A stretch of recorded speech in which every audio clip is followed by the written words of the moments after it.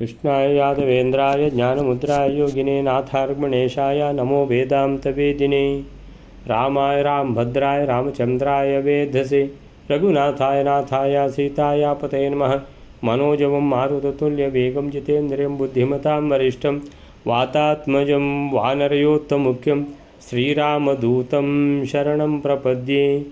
ॐ व्यासाय भवनाशाय श्रीशाय गुणराशि हृद्याय शुद्धविद्याय मध्वाय च नमो नमः तपस्वाध्याय शुश्रूषा कृष्णपूजारतं मुनिं विश्वेशमिष्टदं वन्दे परिव्राट् चक्रवर्तिनं श्रीगुरुभ्यो नमः हरिः ओಂ।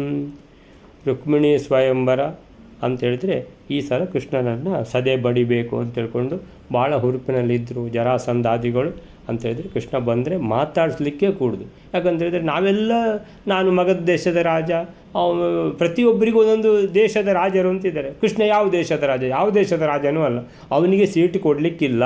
ಸೊ ಅವನು ಬಂದರೆ ಮಾತಾಡಿಸ್ಲಿಕ್ಕೂ ಇಲ್ಲ, ಪೂಜೆನೂ ಇಲ್ಲ, ಏನೂ ಇಲ್ಲ. ಈ ರೀತಿ ಮರ್ಯಾದೆ ತೆಗೆದು ಕಳಿಸ್ಬೇಕು ಕೃಷ್ಣನನ್ನು. ಒಂದು. ಎರಡನೇ, ರುಕ್ಮಿಣಿಯನ್ನು ಕೃಷ್ಣನಿಗೆ ಕೊಡದೆ ಶಿಶುಪಾಲನಿಗೆ ತರಬೇಕು ಅಂತೇಳಿದರೆ, ಕೃಷ್ಣನಿಗೆ ಕೊಡೋ ಬದಲು ಶಿಶುಪಾಲನಿಗೆ ತರಬೇಕಂತೇಳಿದರೆ ಕೃಷ್ಣನ ದ್ವೇಷಿಯಾದ ಶಿಶುಪಾಲನಿಗೆ ಕೊಡುವ ಮುಖಾಂತರ ಈ ರೀತಿ ಪೂರ್ತಿಯಾದ ಅವಮಾನ ಆಗಬೇಕು ಕೃಷ್ಣನಿಗೆ ಅಂತ ಯೋಚನೆ ಮಾಡ್ತಿರುವಾಗ ಬಂತು ಅಂತೇಳಿದರೆ ಇಂದ್ರನ ದೂತ ಬಂದ. ಏನಂತೇಳಿದರೆ ರಾಜಾದಿರಾಜ ಅಂತ ಅಭಿಷೇಕ ಮಾಡಬೇಕಾಯಿತು ಎಲ್ಲ ಅಂತೇಳಿದರೆ ಎಲ್ಲ ಇವರದು ಏನು ಎಣಿಸ್ತಾರೋ ಒಂದೂ ಆಗಲಿಲ್ಲ. ಆಮೇಲಿಂದ ಇನ್ನೀಗ ಮತ್ತೆ ಯೋಚನೆ ಶುರುವಾಯಿತು ಅಂತೇಳಿದರೆ ನಾವು ಇಷ್ಟೆಲ್ಲ ಯುದ್ಧದಲ್ಲಿ ಏನಂತ ಹೇಳಿದರೆ ಕೃಷ್ಣನಿಗೆ ನನ್ನನ್ನು ಸೋಲಿಸಲಿಕ್ಕೆ ಆಗಲಿಲ್ಲ ಅಂತ ಈಗ ಗೊತ್ತಾಗ್ತಾ ಇದೆ. ಯಾಕಂತೇಳಿದರೆ ರುದ್ರನ ವರ ಇರುವ ಕಾರಣ, ರುದ್ರದೇವರೇ ಕೃಷ್ಣನಿಗಿಂತಲೂ ಉತ್ತಮನಾದ ಕಾರಣ ಅಂತೇಳಿದರೆ ಕೃಷ್ಣನಿಗೆ ನನ್ನನ್ನು ಸೋಲಿಸಲಿಕ್ಕೆ ಆಗಲಿಲ್ಲ. ಇಷ್ಟು ತನಕ ನಾವು ತಿಳ್ಕೊಂಡದ್ದು ಬೇರೆ. ಏನಂತೇಳಿದರೆ ಕೃಷ್ಣ ಒಬ್ಬನೇ ನಮ್ಮನ್ನೆಲ್ಲರನ್ನೂ ಏನು ಮಾಡಿ ಅಂತ ಹೇಳಿದರೆ ಎಲ್ಲ ಸೈನ್ಯವನ್ನೆಲ್ಲ ನಾಶ ಮಾಡಿ ಸೋಲಿಸಿ ಕಳಿಸಿದ, ನಮಗೆ ಜೀವದಾನ ನೀಡಿದ ಅಂತ. ಅಂದರೆ ಜೀವದಾನ ನೀಡಿದ್ದಲ್ಲ, ಏನಂತೇಳಿದರೆ ಅವನಿಗೆ ನನ್ನನ್ನು ಸೋಲಿಸಲಿಕ್ಕೆ ಆಗಲಿಲ್ಲ.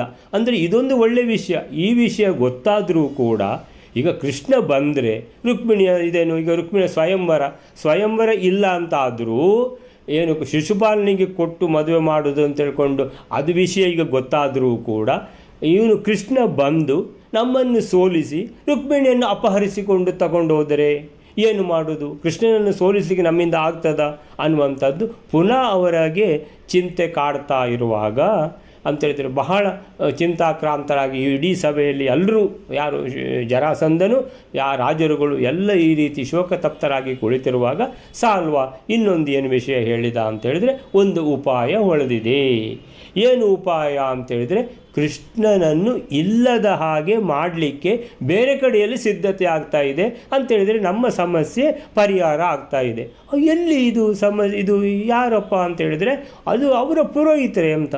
ಅದು ಪುರೋಹಿತರು ಯಾರಾದರೂ ಕುಲಕ್ಕೆ ಉತ್ತಮ ಆಗಬೇಕು, ಕುಲದ ಏಳಿಗೆ ಆಗಬೇಕು ಅಂತ ನೋಡುವವರು ಪುರೋಹಿತರೇ ಕುಲ ನಾಶ ಆಗಬೇಕು ಅಂತ ನೋಡೋದು ಇದೆಯಾ ಅಂತ ಕೇಳಿದರೆ ಆ ಥರದ್ದೊಂದು ಪ್ರಸಂಗ ಆಗಿದೆ. ಏನು ಪ್ರಸಂಗ ಅಂತೇಳಿದರೆ ಗರ್ಗಾಚಾರ್ಯರಿಗೆ ಅವರ ಭಾವ ಯಾದವ ಕುಲದವನು ತಮಾಷೆ ಮಾಡಿದ, ಕೃಷ್ಣನ ಎದುರಿಗೆ ತಮಾಷೆ ಮಾಡಿದ್ದು.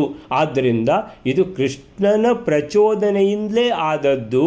ಸೊ ಅವಮಾನ ಮಾಡಿದ್ದು ಏನು ಅಂತ ಅವಮಾನ ಮಾಡಿಬಿಟ್ಟ, ನಪುಂಸಕ, ನೀನು ಷಂಡ ಅಂತ ಏನು ಮಾಡಿದ್ದಾನೆ, ಅಪಹಾಸ ಮಾಡಿದ್ದಾನೆ ಅಂತೇಳಿದರೆ ಇಂತಹ ಒಂದು ಮರ್ಯಾದೆ ತೆಗೆಯುವಂಥ ಕೆಲಸ ಇಡೀ ಸಭೆಯ ಮಧ್ಯದಲ್ಲಿ ಮಾಡಿರುವ ಕಾರಣ ಆ ಕೃಷ್ಣನನ್ನೇ ಇಲ್ಲದ ಹಾಗೆ ನನಗೊಂದು ಮಗನನ್ನು ಹುಟ್ಟಿಸುತ್ತೇನೆ, ಕೃಷ್ಣನೇ ಇಲ್ಲದ ಹಾಗೆ ಮಾಡುವ ಒಂದು ಮಗನನ್ನು ನಾನು ಹುಟ್ಟಿಸ್ತೇನೆ ಅಂತೇಳಿದರೆ ಎರಡು ರೀತಿಯಲ್ಲಿ ಅವನು ಏನಂತ ಹೇಳಿದ್ದಾನೆ, ನನಗೆ ಕೃಷ್ಣನ ಪ್ರಚೋದನೆಯಿಂದ ನನ್ನ ಭಾವನೆ ಆದರೂ ಕೂಡ ಏನು ಯಾದವ ಕುಲದವನು, ಅವನು ಇಡೀ ಯಾದವ ಕುಲನೇ ನಾಶ ಆಗಬೇಕು, ಈಗ ಅದರ ಒಟ್ಟಿಗೆ ಕೃಷ್ಣನು ನಾಶ ಆಗಬೇಕು ಅಂಥ ಮಗನನ್ನು ಹುಟ್ಟಿಸುತ್ತೇನೆ ಅಂತ ಯಾಕೆ ಜೋರಾಗಿ ಹೇಳ್ತಾ ಇದ್ದಾನೆ ಗರ್ಗಾಚಾರ್ಯರು ಅಂತ ಹೇಳಿದರೆ, ನಪುಂಸಕ ಅಂತ ಹೇಳಿದ್ದಾನೆ, ಯಾವ ಮಕ್ಕಳನ್ನು ಹುಟ್ಟಿಸಲಿಕ್ಕೆ ಸಾಧ್ಯ ಇಲ್ಲ ನಿನಗೆ ಅಂತ.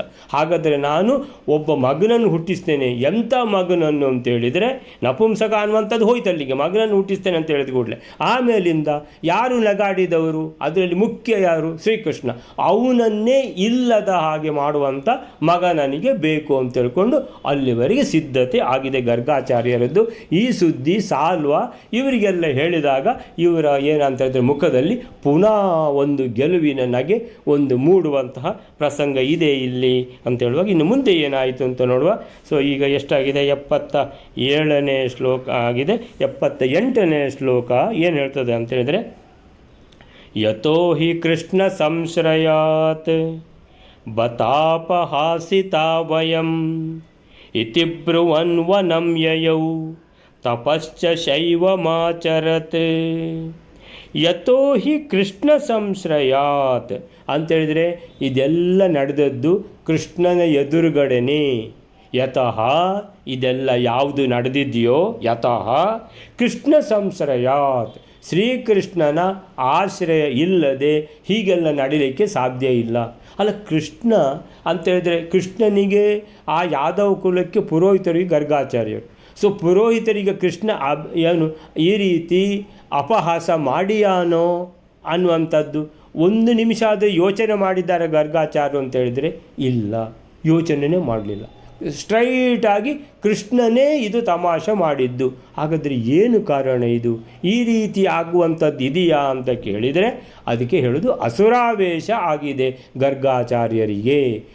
ಅಸುರಾವೇಶ ಆಗಿರುವಾಗ ಅಂತೇಳಿದರೆ ಯಾರಾದರೂ ಮದ್ಯಪಾನ ಮಾಡಿ ಅಮಲೇರಿದರೆ ಅವರಿಗೆ ಏನು ಯಾವುದು ಅಂತ ಎಂಥದ್ದು ಗೊತ್ತಾಗೋದಿಲ್ಲಲ್ಲ. ಆ ಥರದ ಒಂದು ಪರಿಸ್ಥಿತಿಯಲ್ಲಿ ಗರ್ಗಾಚಾರ್ಯರಿದ್ದಾರೆ ಅಂತೇಳಿದರೆ ಪುರೋಹಿತರೇ ಕುಲದ ನಾಶಕ್ಕೆ ಹೊರಟಿರುವಂತಹ ಅಪೂರ್ವ ಪ್ರಸಂಗ ಇದು ಮಹಾಭಾರತದಲ್ಲಿ. ಯತೋ ಹಿ ಕೃಷ್ಣ ಸಂಶ್ರಯಾತ್, ಇದು ಕೃಷ್ಣನ ಸಂಶ್ರಯ ಅಂದರೆ ಆಶ್ರಯ, ಅಂದರೆ ಕೃಷ್ಣನ ಸಪೋರ್ಟ್ ಇಲ್ಲದೆ ಈ ಕೆಲಸ ಆಗಿದ್ದಿಲ್ಲ ಅಂತ ಯೋಚನೆ ಮಾಡಿಬಿಟ್ರು.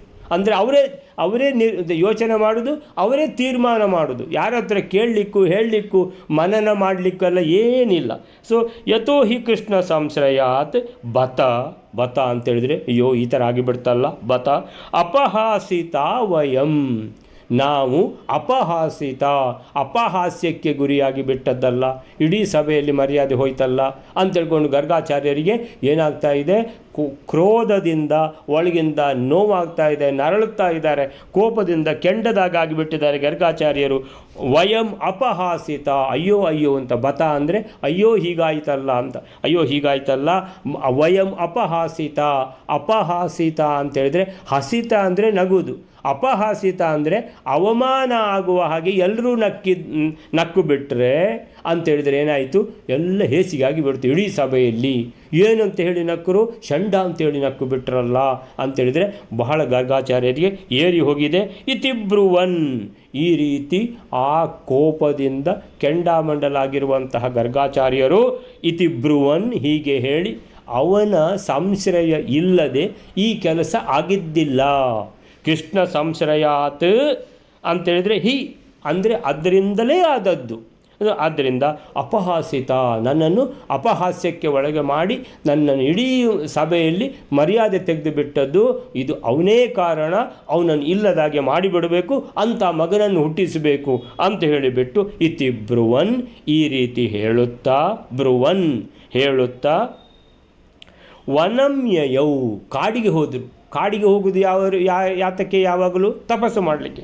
ವನಮ್ಯಯೌ ತಪಶ್ಚ ಶೈವಮಾಚರತ್ ಅಂತೇಳಿದರೆ ತಪಸ್ಸು ಮಾಡಿದರು. ಅಂದರೆ ಕೃಷ್ಣನ ವಿರುದ್ಧ ಯಾವಾಗಲೂ ಯಾರಿದ್ದಾರೆ ಅಂತೇಳಿದರೆ ರುದ್ರದೇವರು. ಅವರಿಗೆ ಆವೇಶ ಬರ್ತಾ ಇರ್ತದೆ ಕೃಷ್ಣನ ವಿರುದ್ಧ ಹೋಗಲಿಕ್ಕೆ. ಸೊ ಅವರೊಬ್ಬರೇ ಇರುವುದು ದೇವತೆಗಳಲ್ಲಿ. ಪದೇ ಕೃಷ್ಣನ ವಿರುದ್ಧ ಹೋಗಿಬಿಟ್ಟು ಆಮೇಲೆ ಗೊತ್ತಾಗೋದು ಅವರಿಗೆ, ಅಯ್ಯೋ ನಾನು ಈ ಥರ ಮಾಡಿದ್ದ, ಭಗವಂತನ ವಿರುದ್ಧನೇ ನಾನು ಓದದ್ದ ಅಂತ ಹೇಳ್ಕೊಂಡು ಆಮೇಲೆ ಬಹಳ ಪಶ್ಚಾತ್ತಾಪ ಪಡ್ತಾರೆ. ಆದರೆ ಪ್ರತಿ ಸಲವೂ ಇಂಥ ತಪ್ಪು ಮಾಡ್ತಾ ಇರ್ತಾರೆ ಅವರು. ಸೊ ತಪಶ್ಚ ಶೈವಮಾಚರತ್, ರುದ್ರದೇವರನ್ನು ಕುರಿತು ಯಾವನು ತಪಸ್ಸನ್ನು ಮಾಡಿದರು.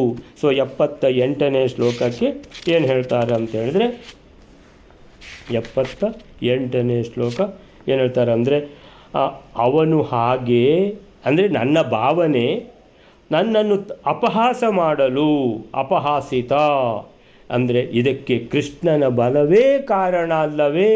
ಕೃಷ್ಣನ ಬಲ ಇಲ್ಲದೆ, ಕೃಷ್ಣನ ಸಂಶ್ರಯ ಅಂದರೆ ಆಶ್ರಯ ಅಂದರೆ ಸಪೋರ್ಟ್, ದೊಡ್ಡವರ ಸಪೋರ್ಟ್ ಇಲ್ಲದೆ ಹೀಗೆಲ್ಲ ಈ ತುಂಬಿದ ಸಭೆಯಲ್ಲಿ ನನ್ನನ್ನು ಅಪಹಾಸ್ಯ ಮಾಡಲಿಕ್ಕೆ ಸಾಧ್ಯ ಇದೆಯಾ?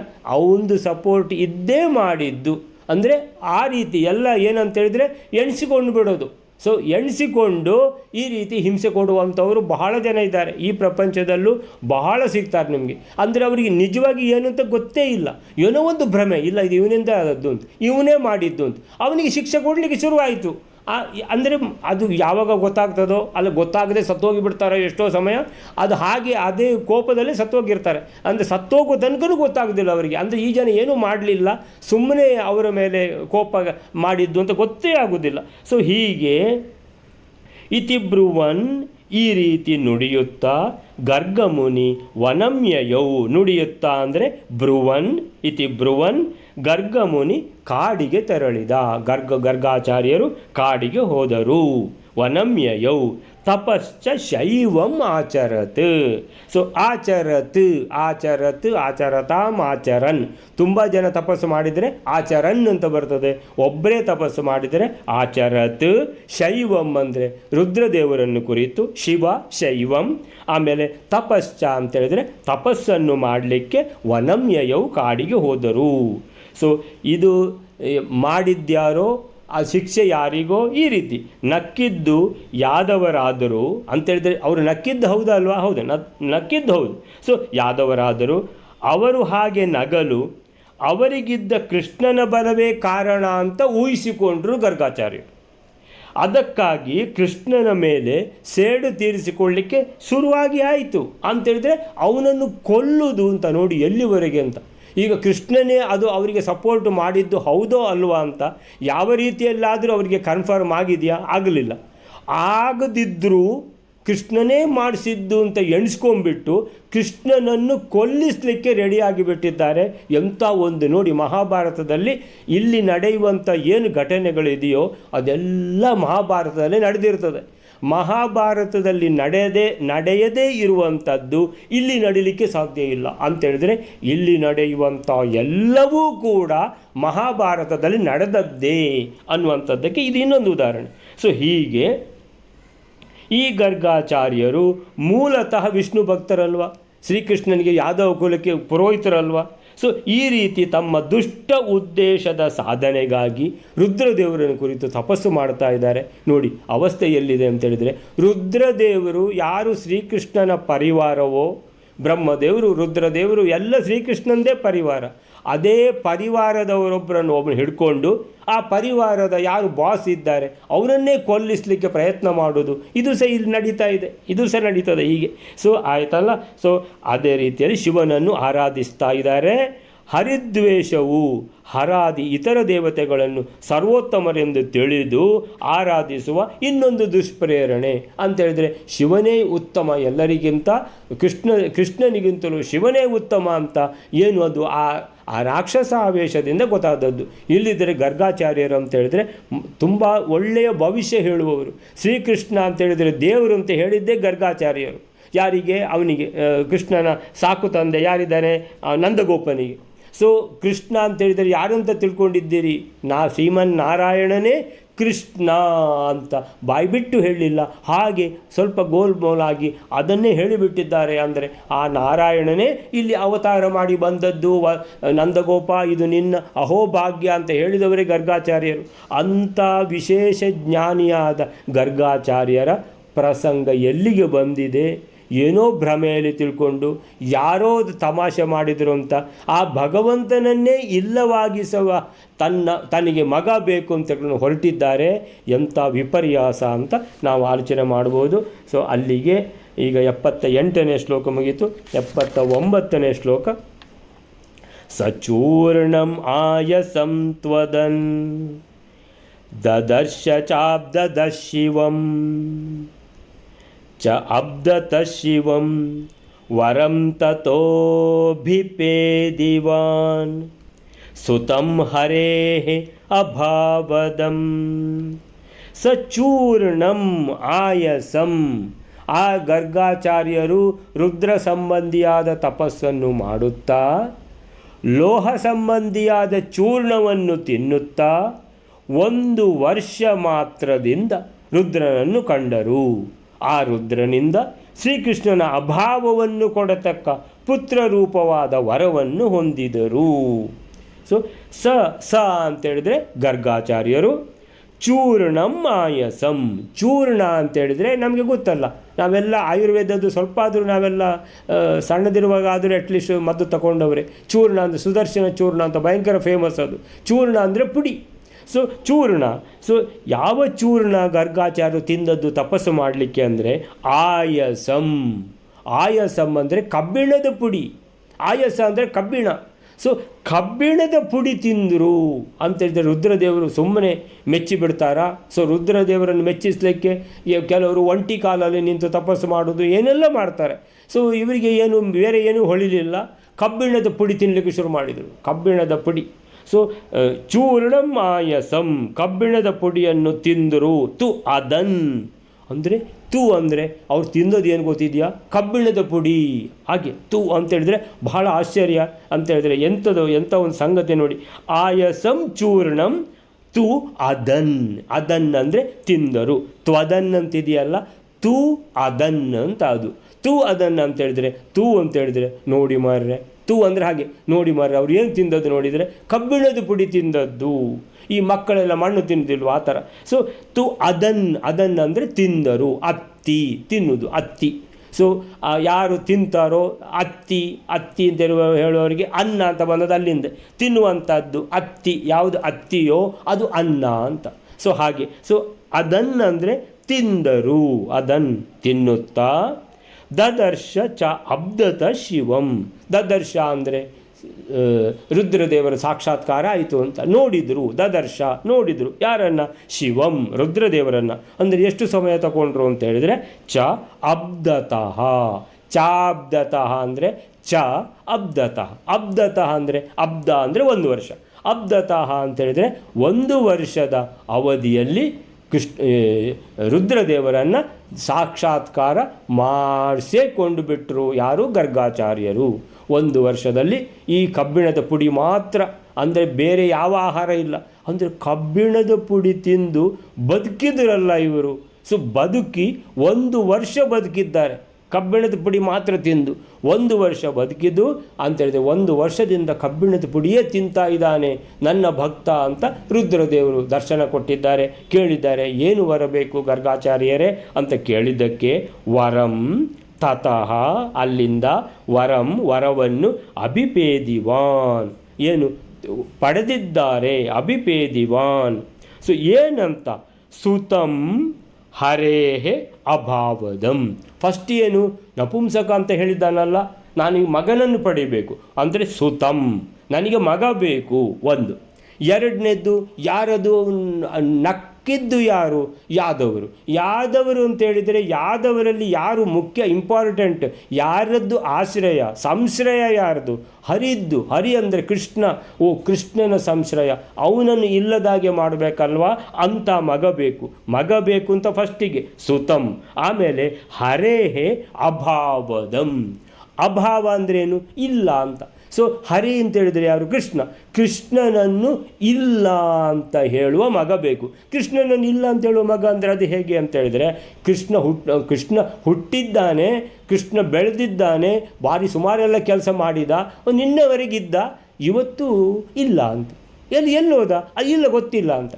ಇಲ್ಲ ಅಂತ ಅಂದರೆ ಈ ಕೆಲವರೆಲ್ಲ ಮಾತಾಡ್ತಾರೆ ನೋಡಿ, ನಿಮಗೆ ವೀಡಿಯೋಸ್ನಲ್ಲೆಲ್ಲ ನಿಮಗೆ ಗೊತ್ತಾಗ್ತದೆ. ಏನು ಕೇಳಿದರು? ಅಲ್ಲ ನಿಮಗೂ ಅದಲ್ಲಿ ಒಂದು 26 ಜನರನ್ನು ಕೊಂದು ಬಿಟ್ಟರು, ಆ 26 ಸ್ತ್ರೀಯರನ್ನು ವಿಧವರನ್ನಾಗಿ ಮಾಡಿಬಿಟ್ರು, ಅವರ ಕಣ್ಣೆದುರುಗಡೆನೆ ಅವರ ಗಂಡಂದ್ರನ್ನು ಕೊಂದು ಬಿಟ್ಟರು, ನಿಮಗದು ಏನು ಸರಿ ಕಾಣ್ತದ ಕೇಳ್ತಾರೆ. ಗೊತ್ತಿಲ್ಲ ಅಂತ ಎಷ್ಟು ಜನರಿಗೆ ಹೇಳಿದವರಿದ್ದಾರೆ. ಇಲ್ಲಿ ನಮ್ಮ ಭಾರತದಲ್ಲೇ ಇದ್ದು ಇಲ್ಲಿಯ ಆಹಾರವನ್ನು ಇಲ್ಲೇ ತಿಂದು ಅಂತ ಹೇಳಿದರೆ ತಿಂದು ಎಂದರೆ ತೇಗಿದ್ದಾರೆ ಅವರು. ತೇಗಿದವರು ಇಂಥ ಒಂದು ಪ್ರಶ್ನೆಗೆ ನಮಗೆ ಗೊತ್ತಿಲ್ಲ, ಅದು ಸರಿಯೋ ತಪ್ಪು ಅಂತ ಗೊತ್ತಿಲ್ಲ ಅಂತ ಹೇಳುವಂಥವರು ಬಹಳ ಇದ್ದಾರೆ. ಅಂತೇಳಿದರೆ ಇದೆಲ್ಲ ಎಂಥದ್ದು ವಿಶ್ವಾಸಘಾತಕರು, ಮನೆಘಾತಕರು, ಮನೆ ಹಾಳರು ಅಂತ. ಮನೆಯಲ್ಲೇ ಇದ್ದು ನಮ್ಮ ಮನೆಯ ಅನ್ನವನ್ನೇ ತಿಂದು ನಮ್ಮ ಮನೆಗೇ 2 ಎಣಿಸುವಂತಹ ಕೆಟ್ಟವರು ಬಹಳ ಇದ್ದಾರೆ, ರಾಕ್ಷಸ ಸಂತತಿಯವರು. ಸೊ ಅದಕ್ಕೆ ಇಲ್ಲಿ ಏನಾಯಿತು ಅಂತ ಹೇಳಿದ್ರೆ, ಈ ಗರ್ಗಾಚಾರ್ಯರು ಯಾದವ ಕುಲದ ಪುರೋಹಿತರು, ಶ್ರೀಕೃಷ್ಣನ ಪುರೋಹಿತರು, ಅವರಿಗೆ ಎಂಥ ಮಗ ಬೇಕು ಅಂತ ಹೇಳಿದರೆ ಕೃಷ್ಣನೇ ಇಲ್ಲ ಅಂತ ಮಾಡುವ, ಅಂತ ಕೃಷ್ಣನನ್ನೇ ಕೊಲ್ಲುವಂತಹ, ನಾಶ ಮಾಡುವಂಥ ಮಗ ಬೇಕಂತ ರುದ್ರದೇವರಿಂದ ವರ ಪಡ್ಕೊಂಡ್ರು. ಈ ರುದ್ರದೇವರು ಕೂಡ ವರ ಕೊಟ್ರಲ್ಲ, ಅದು ಆಶ್ಚರ್ಯ. ಎಂಥ ಆಶ್ಚರ್ಯ ನೋಡಿ. ರುದ್ರದೇವರು ಅಂದರೆ ಮನೆಯ ಒಡೆಯನನ್ನು ಕೊಲ್ಲಿಕ್ಕೆ ಆ ಮನೆಯವರೇ ಸಹಾಯ ಮಾಡಿದರು ಅಂತ. ಸೊ ಈ ರೀತಿಯಲ್ಲಿ ಅದು ಕೂಡ ಭಾರತದಲ್ಲಿ ಆಗ್ತಾ ಇರುವುದನ್ನು ನಾವು ನೋಡ್ತಾ ಇದ್ದೇವೆ. ಇಲ್ಲಿದ್ದೇ ತಿಂದು ನಮ್ಮ ದೇಶಕ್ಕೆ ಎದುರು ಮಾತಾಡುವವರು ಅಂಥೇಳುವವರು ಇಲ್ವಾ? ಎಷ್ಟು ಜನ ಇದ್ದಾರೆ, ಎಷ್ಟು ಗೊತ್ತಾಗ್ತಾ ಇದೆ ನಮಗೆ, ಕಣ್ಣು ಕಾಣ್ತಾ ಇದೆ. ಸೊ ಹೀಗೆ ಸಚೂರ್ಣಂ ಆಯಸಂ ತ್ವದನ್, ಗರ್ಗಾಚಾರ್ಯರು ಉಕ್ಕಿನ ಪುಡಿಯನ್ನು ತಿನ್ನುತ್ತಾ, ಚೂರ್ಣಂ ಆಯಸಂ, ಆಯಸಂ ಚೂರ್ಣಂ ಕಬ್ಬಿಣದ ಪುಡಿಯನ್ನು, ತು ಅದನ್ನು ತಿನ್ನುತ್ತಾ ತಪಸ್ಸು ಮಾಡಿದರು. ತಪಸ್ಸು ಮಾಡಿ 1 ವರ್ಷದಲ್ಲಿ ಅಬ್ದತಃ ಅಂದರೆ 1 ವರ್ಷದಲ್ಲಿ ಶಿವಂ ದದರ್ಶ, ಶಿವನನ್ನು ಸಾಕ್ಷಾತ್ಕರಿಸಿಕೊಂಡರು. ಅವನಿಂದ, ಆ ರುದ್ರದೇವರಿಂದ ವರ ಪಡೆದರು. ವರಂ ತತಃ ಅಭಿಪೇದಿವಾನ್, ಪಡೆದರು. ಏನು ವರ ಅಂತೇಳಿದರೆ ಸುತಂ, ಮಗ ಬೇಕು. ಮತ್ತು ಹರೇಹೇ ಅಭಾವದಂ, ಶ್ರೀಕೃಷ್ಣನೇ ಇಲ್ಲ, ಕೃಷ್ಣನನ್ನು ಇಲ್ಲವಾಗಿಸುವಂಥ ಮಗನನ್ನು ದಯಪಾಲಿಸಬೇಕು ಅಂತ ಹೇಳಿದರು ರುದ್ರದೇವರ ಹತ್ರ. ರುದ್ರದೇವರು ಆಯಿತು ತಥಾಸ್ತು ಅಂತೇಳಿ ಹೋಗಿಬಿಟ್ರು. ಅಂತೇಳಿದರೆ ಅಯ್ಯೋ ರುದ್ರದೇವರಿಗೂ ಏನು ಅಂತೇಳಿದರೆ ಅವರಿಗೂ ಏನು ಆವೇಶ ಆಗಿದೆಯಾ ಅಂತೇಳಿದರೆ ಆಗಿರ್ಬೋದು, ಇಲ್ಲದೆ ಹೇಗೆ ವರ ಕೊಡ್ತಾರೆ? ಸೊ ಗರ್ಗಮುನಿಯ ಉದ್ದೇಶ ತಾಮಸವಾಗಿದ್ದಂತೆ ತಪಸ್ಸಿನ ಕ್ರಮವೂ ಕೂಡ ತಾಮಸವೇ ಆಗಿತ್ತು. ಹೇಗೆ ರಾಕ್ಷಸರು ತಪಸ್ಸು ಮಾಡ್ತಾರೆ ಹಾಗೆ ಮಾಡಿದ್ದಾರೆ. ಉಕ್ಕಿನ ಪುಡಿ, ಕಬ್ಬಿಣದ ಪುಡಿಯನ್ನು ತಿಂದು 1 ವರ್ಷ ಅವರು ತಪಸ್ಸು ಮಾಡಿದ್ದಾರೆ ಅಂತ ಹೇಳಿದರೆ ಪಕ್ಕಾ ರಾಕ್ಷಸರಾಗಿ ಬಿಟ್ಟಿದ್ದಾರೆ ಗರ್ಗಾಚಾರ್ಯರು. ಅವರು ಸಾಕ್ಷಾತ್ಕಾರ ಮಾಡಿಕೊಂಡದ್ದು ಯಾರು? ರುದ್ರದೇವರು. ರುದ್ರದೇವರು ವರ ಕೊಟ್ಟು ಬಿಟ್ರು ಅಂದರೆ ಅವರು ಸಹ ಏನು ಯಾವ ಜಾತಿ ಅಂತ ಹೇಳಿದರೆ ಅದೇ ಅವರಿಗೂ ಆವೇಶ ಆಗಿರಬೇಕು, ಎಣಿಸ್ಬೇಕು ನಾವು. ಸೊ ಆಯ್ತಲ್ಲ. ತಥೋ 12 ವರ್ಷಾಣಿ ಸೋಯ ಚೂರ್ಣಂ ಅಭಕ್ಷಯತ್ ಆರಾಧಯನ್ ಮಹಾದೇವಂ ಅಚಿಂತ್ಯಂ ಶೂಲಪಾಣಿನಂ. ಇಲ್ಲಿ ಶ್ಲೋಕ ಹರಿವಂಶದ ಶ್ಲೋಕ ಏನು ಹೇಳ್ತದೆ? ತತಃ, ಇದೇ ವಿಷಯದಲ್ಲಿ 12 ವರ್ಷಾಣಿ 12 ವರ್ಷ ಅಂತ. ಇಲ್ಲಿ ನಮ್ಮ ಮಧ್ವಾಚಾರ್ಯರು ಏನು ಹೇಳಿದರು? 1 ವರ್ಷ ಅಬ್ದತಃ ಅಂತ.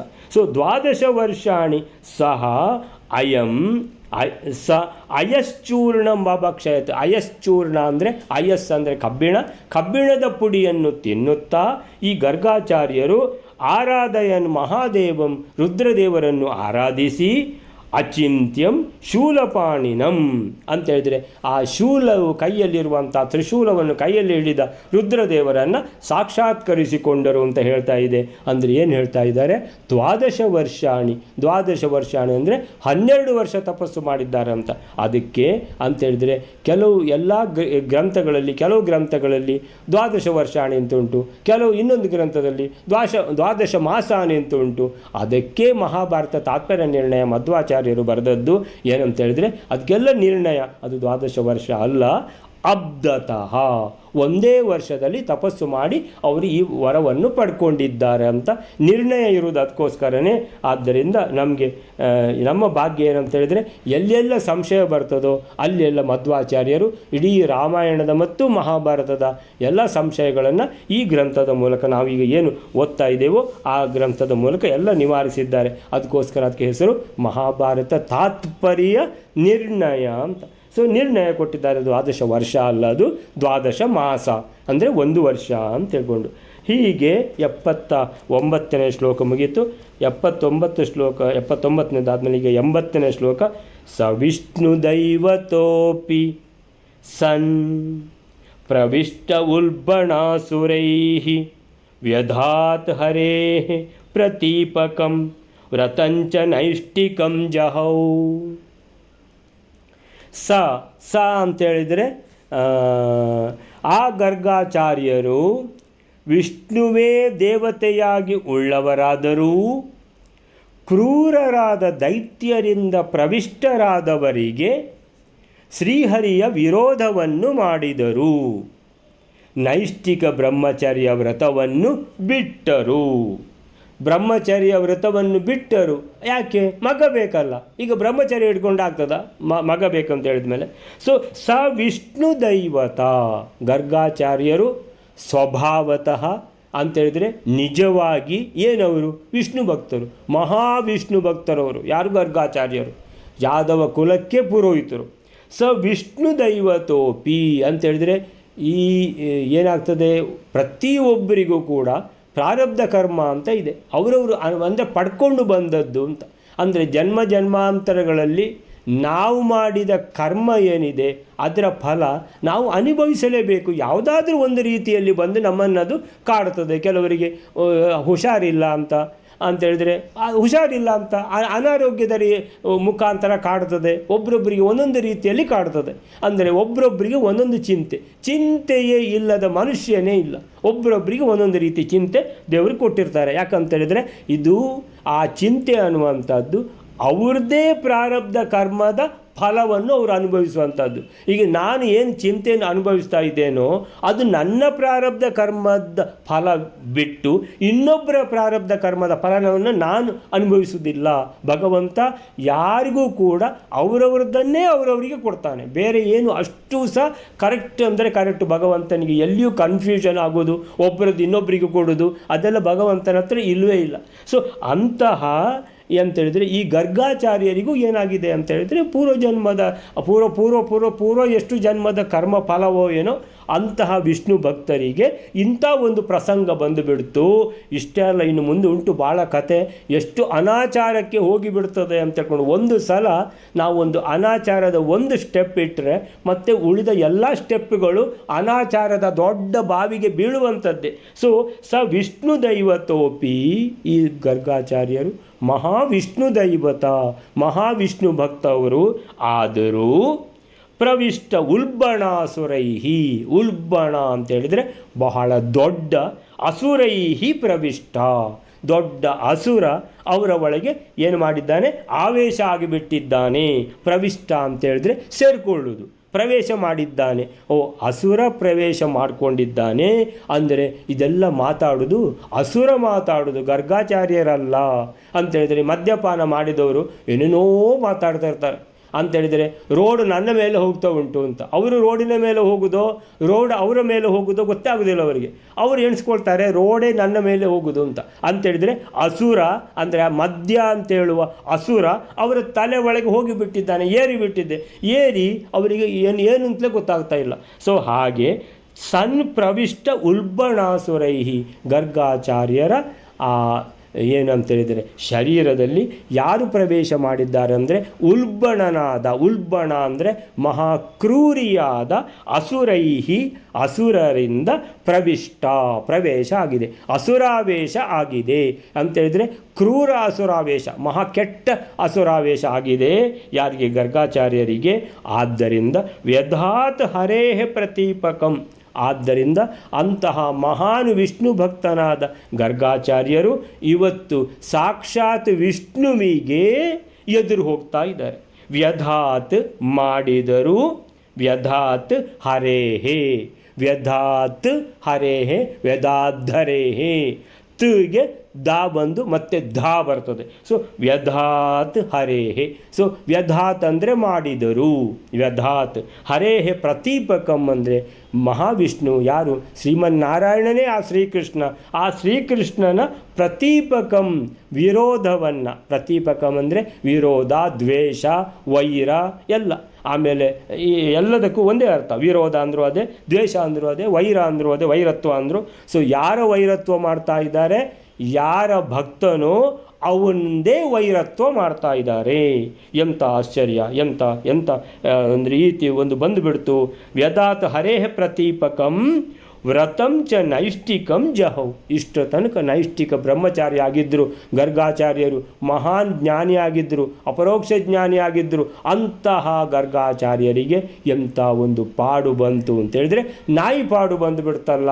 ಭಗವಂತನನ್ನು ಕುರಿತು ಮಹಾಜ್ಞಾನಿಯಾಗಿ ತಪಸ್ಸು ಮಾಡಬೇಕಾಗಿದ್ದವರು, ಧ್ಯಾನ ಮಾಡಬೇಕಾಗಿದ್ದವರು, ಈ ಭಗವಂತನಿಗೇ ವಿರೋಧ ಮಾಡುವಂಥ, ಭಗವಂತನನ್ನೇ ದ್ವೇಷ ಮಾಡುವಂಥ ಅಂಥ ಒಂದು ಪ್ರಸಂಗ ಬಂತಲ್ಲ, ಅಯ್ಯೋ ಅಯ್ಯೋ ಅಯ್ಯೋ ಅಂತ ಹೇಳುವಂಥ ಒಂದು ಸಂಗತಿ ಇದು. ವ್ರತಂಚ ನೈಷ್ಠಿಕಂ ಜಹೌ ಅಂತೇಳಿದರೆ ನೈಷ್ಠಿಕ ವ್ರತ ಅಂದರೆ ನೈಷ್ಠಿಕ ಬ್ರಹ್ಮಚಾರಿಯಾಗಿರುವಂಥ ವ್ರತವನ್ನು, ನೈಷ್ಠಿಕಂ ವ್ರತಂ ಚ ಅದನ್ನು ಜಹೌ ಬಿಟ್ಟರು. ಜಹೌ ಅಂದರೆ ಬಿಟ್ಟರು ನೋಡಿ ಅಂತ. ಸೊ ಬ್ರಹ್ಮಚಾರಿ ಆಗಿದ್ದವರು ಅಂತ ಹೇಳಿದರೆ, ಬ್ರಹ್ಮಚಾರಿ ಆಗಿದ್ದವರಿಗೆ ಮಗ ಬೇಕಂತ ಹೇಳಿದರೆ ಈಗ ಬ್ರಹ್ಮಚರ್ಯ ಬಿಡಲೇಬೇಕಲ್ಲ. ಸೊ ಬ್ರಹ್ಮಚರ್ಯ ಬಿಟ್ಟರು ಅಂತ ಹೇಳಿದರೆ ಭಗವಂತನ ಸಾಕ್ಷಾತ್ಕಾರಕ್ಕೆ ಈ ಬ್ರಹ್ಮಚರ್ಯ, ಭಗವಂತನ ಧ್ಯಾನ, ಭಗವಂತನ ಭಕ್ತಿ ಎಲ್ಲ ಸುಸೂತ್ರವಾಗಿ ಮಾಡಿಕೊಂಡು ಹೋಗಿರುವಂತಹ ಮಹಾದೊಡ್ಡ ಜ್ಞಾನಿ ಗರ್ಗಾಚಾರ್ಯರು ಎಲ್ಲ ಬಿಟ್ಟರು, ಭಗವಂತನನ್ನೇ ದ್ವೇಷಿಸಲಿಕ್ಕೆ ಶುರು ಮಾಡಿದರು ಅಂತೇಳಿದರೆ ಏನು ಕಾರಣ? ಒಂದು ಕಾರಣ ಕ್ರೋಧ, ಇನ್ನೊಂದು ಕಾರಣ ಭ್ರಮೆ ಅಂತೇಳಿದರೆ ಇದು ಅವರಿಗೆ ಯಾರು ಹೇಳಿದ್ದಾರೆ? ಕೃಷ್ಣನೇ ಮಾಡಿಸಿದ್ದು ಅಂತ ಅವ್ರದ್ದೇ ಭ್ರಮೆ. ಈ ಭ್ರಮೆ ಅಂತೇಳಿದರೆ ಈ ಭ್ರಮೆ ಯಾಕೆ ಬಂತು ಅಂತೇಳಿದರೆ ಪೂರ್ವಜನ್ಮದ ಕರ್ಮದ ಫಲ, ಅದಕ್ಕೆ ಬಂದಿದೆ ಈ ರೀತಿ ಭ್ರಮೆ ಅಂತ. ಒಳ್ಳೆ ದಾರಿಯಲ್ಲಿ ಹೋಗ್ತಾ ಇರೋರಿಗೆ ಪೂರ್ತಿ ವಾಪಸ್ ಪೀಚೆ ಮುಡ್ ಅಂತ ಅಂದರೆ ಆ ಕಡೆ ಕರೆಕ್ಟಾಗಿ ಹೋಗ್ತಿದ್ರು, ಇವರು ಬೇರೆ ದಾರಿ ಅಡ್ಡ ದಾರಿ ಹಿಡ್ಕೊಂಡ್ಬಿಟ್ರು. ಯಾರು? ಗರ್ಗಾಚಾರ್ಯರು. ಈ 80ನೇ ಶ್ಲೋಕಕ್ಕೆ ಏನು ಹೇಳ್ತಾರೆ ಅಂದರೆ, ಗರ್ಗಮುನಿ ಮಹಾವಿಷ್ಣು ಭಕ್ತನೇ ಆಗಿದ್ದರೂ ಸ ವಿಷ್ಣು ದೈವತೋಪಿ ಸನ್ ಆಗಿದ್ದರವರು ಉಲ್ಬಣಾಸುರೈ ಪ್ರವಿಷ್ಟ, ಕ್ರೂರರಾದ ಅಸುರರಿಂದ ಆವಿಷ್ಟನಾಗಿ ಅಸುರಾವೇಶದಿಂದ ಕೃಷ್ಣನಿಗೆ ಹರೇಹೇ ಪ್ರತೀಪಕಂ ವೈರತ್ವವನ್ನು, ಶತ್ರುತ್ವವನ್ನು, ವಿರೋಧವನ್ನು ವ್ಯಧಾತ್ ಮಾಡಿದರು, ವಿರೋಧವೆಸಗಿದರು. ಹಾಗೂ ಅಂದರೆ ಆಮೇಲೆ ಚ ಅಥವಾ ತು ಅಂತ ಬಂದಿದೆ, ಪ್ರತ್ಯೇಕ ವ್ರತಂ ತು ಅಥವಾ ವ್ರತಂಚ. ಸೊ ಎರಡೂ ಒಂದೇ, ಚ ಅಂದರು ಮತ್ತು ಅಂತ, ತು ಅಂತೇಳಿದರೆ ನೋಡಿದರು, ಈ ರೀತಿ ಮಾಡಿದರು ನೋಡಿ ಅಂತ, ಹಾಗೆ ತು. ಸೊ ವ್ರತಂ ತು ನೈಷ್ಠಿಕಂ ಜಹೌ ಅಂತೇಳಿದರೆ ನೈಷ್ಠಿಕವಾದ ಬ್ರಹ್ಮಚರ್ಯ ವ್ರತ ಬಹಳ ಏನಂತೇಳಿದರೆ ಉತ್ತಮವಾದ ವ್ರತ ಇತ್ತು, ಬಹಳ ಶ್ರೇಷ್ಠವಾದದ್ದು. ಈಗ ಹೋಯಿತು, ಜಹೌ ಬಿಟ್ಟರು. ಅಜಾಮೇಳ ಅಂತ ಇದ್ದ, ಬಹಳ ಸಾತ್ವಿಕ ಶ್ರೇಷ್ಠ ಬ್ರಾಹ್ಮಣ. ಒಂದು ಸಲ ಕಾಡಿಗೆ ಹೋಗಿದ್ದಾನೆ. ಕಾಡಿನಲ್ಲಿ ಒಬ್ಬಳು ವೇಶ್ಯಾಂಗನೆ ಅವನಿಗೆ ತೋರಿದಳು. ಆ ವೇಶ್ಯಾಂಗನೆ ಇವನನ್ನು ನೋಡಿದ್ಲು, ಇವನು ಅವಳನ್ನು ನೋಡಿದ. ಅಜಾಮಿಳನಿಗೆ ಅವಳ ಮೇಲೆ ಮನಸ್ಸಾಗಿ ಅವಳನ್ನು ಸಂಗಮ ಮಾಡಿದ, ಮದುವೆಯಾದ, ಅವಳಿಂದ ಎಷ್ಟೋ ಮಕ್ಕಳನ್ನು ಪಡೆದ. ಅಂದರೆ ಎಂಥ ಒಳ್ಳೆ ಅಜಾಮಿಳ ಎಲ್ಲ ಕೆಟ್ಟ ಕೆಲಸ ಮಾಡಲಿಕ್ಕೆ ಶುರು ಮಾಡಿದ. ಒಳ್ಳೆ ಕೆಲಸ ಎಲ್ಲ ಬಿಟ್ಟ, ಒಳ್ಳೆ ಕೆಲಸದ ಅದು ಎಲ್ಲ ಆ ದಾರಿನೇ ಬೇರೆ. ಅಜಾಮಿಳ ಯಾವಾಗ ಆ ವೇಶ್ಯಾಂಗನೆಯನ್ನು ಮದುವೆ ಆದನೋ ಆ ನಂತರದ ಅವನ ದಾರಿಯೇ ಬೇರೆಯಾಗಿ ಬಿಡ್ತು. ಆ ಮೇಲಿಂದ ಸಾಯುವ ಪರಿಸ್ಥಿತಿ ಬಂದಾಗ ಆ ಒಬ್ಬನ ಮಗನ ಹೆಸರು ನಾರಾಯಣ ಅಂತ ಇಟ್ಟುಬಿಟ್ಟಿದ್ದಾನೆ. ನಾರಾಯಣ ಅಂತ ಕರೆದ ಕೂಡಲೇ ವಿಷ್ಣು ಭಟ್ರು ಬಂದರು, ಯಮ ಭಟ್ರನ್ನು ಕಳಿಸಿದರು, ಹೇಳಿದರು ಇವನು ನಮ್ಮವ. ಯಾರು? ಅಜಾಮಿಳ. ಹೇಗೆ ನಮ್ಮವ ಆದ? ಇವನೆಲ್ಲ ದಾರಿ ತಪ್ಪಿ ಎಲ್ಲೆಲ್ಲೋ ಹೋಗಿದ್ದಾನೆ. ಯಾವಾಗ ನಾರಾಯಣ ಅಂತ ಬಾಯಲ್ಲಿ ಬಂತೋ ಅಜಮಿಳನಿಗೆ ತಾನು ಆ ವೇಶ್ಯಾಂಗನೆಯನ್ನು ಸೇರುವ ಮೊದಲಿನ ಜೀವನದ್ದು ನೆನಪಾಗಿ ಬಿಡ್ತು. ನಾನು ಹೇಗಿದ್ದೆ? ಮಹಾವಿಷ್ಣು ಭಕ್ತನಾಗಿದ್ದೆ ಅಂದರೆ ಆ ಭಕ್ತಿ ಬಂದು ಬಿಡ್ತು ಒಂದೇ ಸಲಕ್ಕೆ ಅಂತೇಳಿದರೆ. ಅಂಥ ಸಾಯುವ ಸಂದರ್ಭದಲ್ಲಿ ಅಂಥ ಭಕ್ತಿ ಬಂದು ಅವನೇನಾದ? ಮೋಕ್ಷಕ್ಕೆ ಸೇರಿದ. ಅಂದರೆ ಕೂಡಲೇ ಮೋಕ್ಷ ಸಿಕ್ಕಿದ್ದಲ್ಲ, ಆಮೇಲಿಂದ ಅವನು ಎಷ್ಟೋ ಅಂತೇಳಿದರೆ ಅವನು ಒಳ್ಳೆ ದಾರಿಗೆ ಬಂದು ಆಮೇಲೆ ಪುನಃ ಧ್ಯಾನ ತಪಸ್ಸು ಎಲ್ಲ ಮಾಡಿ ನಂತರ ಮೋಕ್ಷವನ್ನು ಪಡೆದ ಅಂತೇಳಿದರೆ ಆ ದೇವರ ಹೆಸರು ಹೇಳಿದರೆ ಎಷ್ಟು ಫಲ ಇದೆ ಅಂತ ಹೇಳೋದಕ್ಕೆ ಅದು ಉದಾಹರಣೆ. ಸೊ ಎಂಥವರು ಆಗಿಬಿಡ್ತಾರೆ. ಅಜಾಮೇಳ ಅಷ್ಟು ಒಳ್ಳೆಯವ, ಅಷ್ಟು ಕೆಟ್ಟವಾಗಿಬಿಟ್ಟ. ಅದೇ ರೀತಿಯಲ್ಲಿ ಈ ಗರ್ಗಾಚಾರ್ಯರು ಕೂಡ ಎಷ್ಟು ಒಳ್ಳೆಯವರಿದ್ದವರು, ಅಂತಹ ಸಾತ್ವಿಕ ಮನುಷ್ಯ, ಸಾತ್ವಿಕ ಬ್ರಾಹ್ಮಣ ಶ್ರೇಷ್ಠರು ಏನಾಗಿದ್ದಾರೆ? ಈಗ ತಾಮಸ ವೃತ್ತಿಯ ಕ್ರೂರ ರಾಕ್ಷಸಾವೇಶದಿಂದ ಹೊಲಸು ಕೆಲಸಕ್ಕೆ ಹೊರಟಿದ್ದಾರೆ. ಯಾರು? ಈ ಗರ್ಗಾಚಾರ್ಯರು. ಅಲ್ಲಿಗೆ 80ನೇ ಯಾವುದು ಶ್ಲೋಕ ಮುಗಿಯಿತು. 78, 79, 80 3 ಶ್ಲೋಕ ಆಯಿತು. ಇನ್ನೊಂದು ಶ್ಲೋಕ ಮಾಡಿದರೆ ಟೈಮ್ ಆಗಿಬಿಡ್ತದೆ. ಇಷ್ಟಕ್ಕೆ ನಿಲ್ಲಿಸ್ಕೊಳ್ಳೋಣ. ಶ್ರೀಕೃಷ್ಣ ಅರ್ಪಣ ಮಸ್ತು.